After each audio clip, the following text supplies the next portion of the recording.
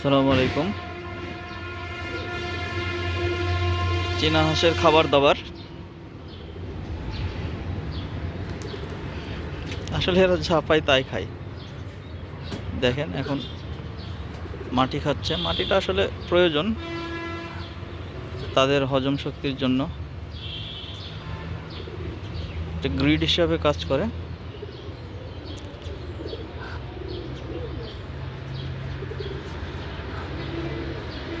আসলে চীনা হাঁস পালনটা আসলে চীনা হাঁস পালন পদ্ধতিটা অনেক সহজ। এদের পিছনে অতটা পরিশ্রম দেওয়া লাগে না এবং জটিল কোনো রোগ ব্যাধি বা জটিল কোনো সমস্যার সম্মুখীন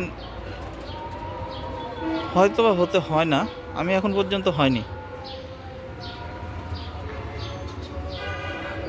আমি এই ছাদের ওপরে চীনা হাঁস পালন করছি, মোটামুটি 1 বছর হয়েই গেল আল্লাহর রহমতে। ছাদের উপরে তেমন কোনো পানীয় ব্যবস্থাও নাই, অল্প কিছু পানি দিয়ে রাখছি তাদের জন্য। এর আগে দেখিয়েছিলাম আমি। তারপরে এরা ভালোই আছে। সবাই মনে করে যে পানি ছাড়া আসলে হাঁস পালন করা সম্ভব নয়, কিন্তু এটা আসলে ভুল ধারণা। চীনা হাঁস পালন করতে পানির প্রয়োজন হয় না।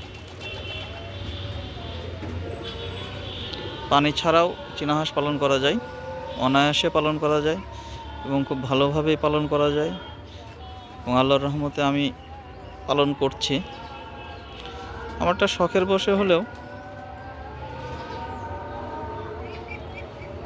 এখন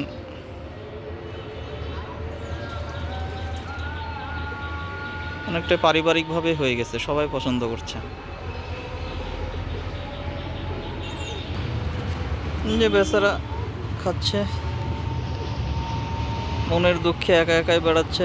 খিদা লাগছে, একটু ছিল পানি, ভাতের মাড় দিয়েছে, ওই খাচ্ছে।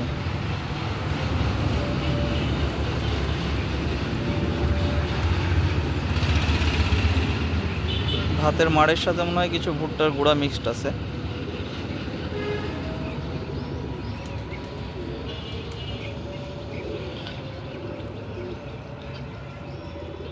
আর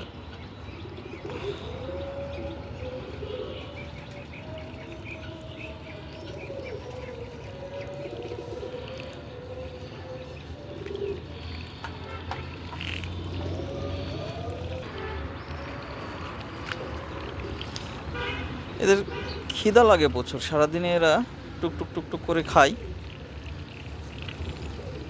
এই একটু খেলো, আবার কিছুক্ষণ পরে আবার খাবে খাবে আর শুধু হাগু দিবে।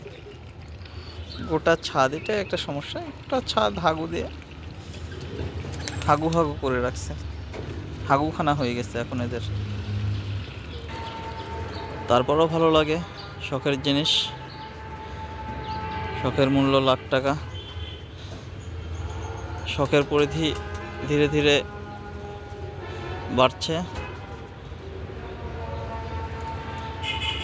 কিছুদিন মল্টিকেন ছিল বলে মেয়ে হাঁসটা এখন আর ডিম দিচ্ছে না।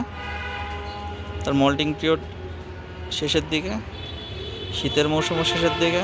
আশা করছি 2-1 দিন থেকে ডিম দেওয়া শুরু করবে আবার।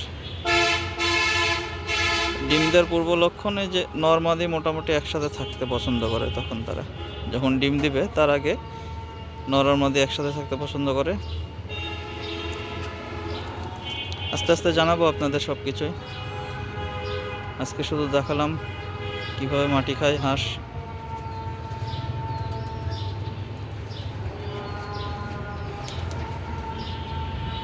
ভালো থাকবেন সবাই, আল্লাহ হাফেজ।